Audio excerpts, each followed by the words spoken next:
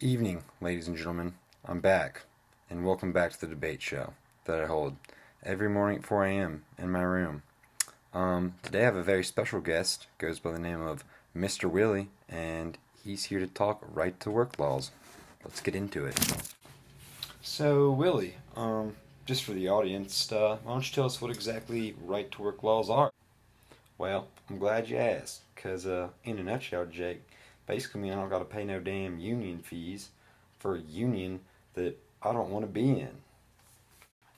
Okay, so basically your employer is unionized, and before these laws are passed, they would make you pay union dues if you wanted to work where you work.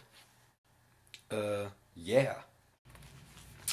But, even though you're not in the union, you still get the benefits the union provides from pension payments, representation, collective bargaining against your employer's management. I mean, seems like a pretty good deal. Yeah, I'd say it is. I don't have to pay a damn penny for it. Well, I mean, don't you think that's a little unfair towards the people who choose to be in a union and pay for the same exact benefits that you're receiving without even paying union dues? I mean, no, I don't think it's unfair. Because, for one, unions are just communists, anyways, and plus, it has been proven that right to work law states improve employment rates. I mean, it's simple. If you don't have a damn union breathing down your back asking for money, then you're going to want to work again. I mean, that's an interesting point, Willie. Some studies have showed that in right to work states, employment has gone up a little bit compared to collective bargaining states, which are states that don't practice right to work laws. But in that same boat, in states that do practice right to work laws, both poverty rate is up by 12.5% when compared to collective bargaining states, and wages on average are down $5,533 a year. So, what do you have to say about that? I mean, well, that doesn't make any damn sense. Why would wages be down for the average worker, poverty rate be up? What does that have anything to do with the right to work laws? What does that have anything to do with me not wanting to pay a union that I don't want to be in? I mean, it's pretty simple.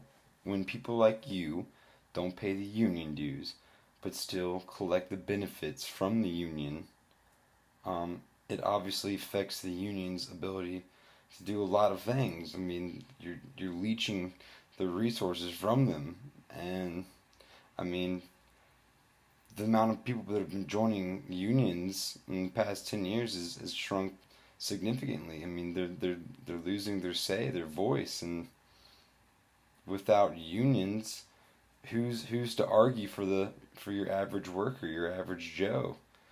I mean, you can't stand up to big business, to big corporations by yourself. I mean, that's just not how it works. So, I mean, corporations are going to do everything they can to take advantage of the average worker, and that involves wage cuts, as you see. So, okay, then, so what the hell do you suggest I do?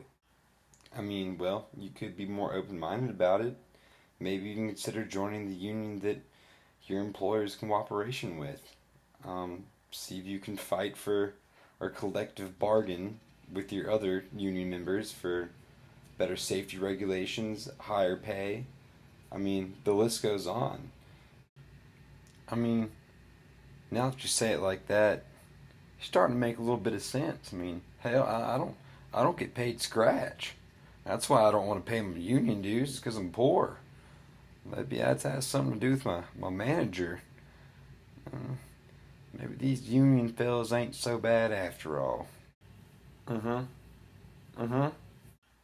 You know what, Jake? I think you're right. I think right to work laws ain't right at all. Because the unions at the end of the day got my back. The least I could do is pay them dues. I don't even have to join the union. I could just give them what they deserve for looking out for me. I'm glad we had this conversation, Jake. It's been a pleasure, Willie.